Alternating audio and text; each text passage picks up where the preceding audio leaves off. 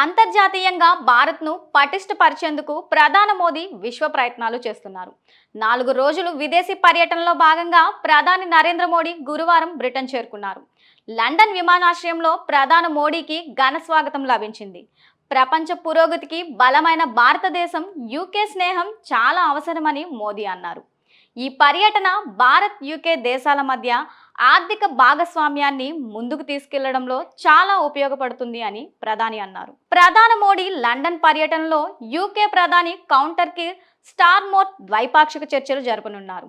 ఇరు దేశాల మధ్య ద్వైపాక్షిక సంబంధాలను సమీక్షించి బలోపేతం చేసే మార్గాలపై ఇరువురు నేతలు చర్చించనున్నారు. ప్రాంతీయ, ప్రపంచ సంబంధిత అంశాలపై ఇద్దరు నేతలు తమ అభిప్రాయాలను పంచుకుంటారు. భారత్ నుంచి పారిపోయిన ఆర్థిక నేరగాళ్లను ఇండియాకు అప్పగించడంపై చర్చిస్తారు. యూకేల స్వేచ్ఛా వాణిజ్య ఒప్పందంపై ఇరు దేశాల ప్రధానులు సంతకం చేశారు. ఈ మేరకు బ్రిటన్ మంత్రివర్గం ఇప్పటికే ఆమోదం తెలిపింది.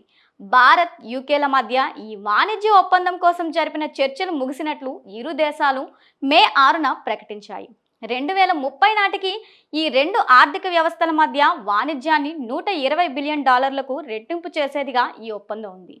తోలు, పాదరక్షకులు, దుస్తులు వంటి ఉత్పత్తుల ఎగుమతిపై పన్నులు తొలగించాలని, బ్రిటన్ నుండి విస్కీ, కార్ల దిగుమతులను చౌకగా మార్చాలని ఈ వాణిజ్య ఒప్పందంలో పొందుపరిచారు.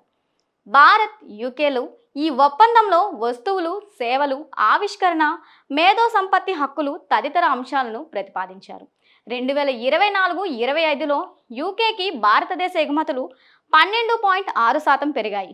దిగుమతులు 2.3% మేరకు పెరిగాయి. భారత్, యూకేల మధ్య ద్వైపాక్షిక వాణిజ్యం 2022-23లో $20.36 బిలియన్ నుండి 2023-24లో $21.34 బిలియన్ చేరుకుంది.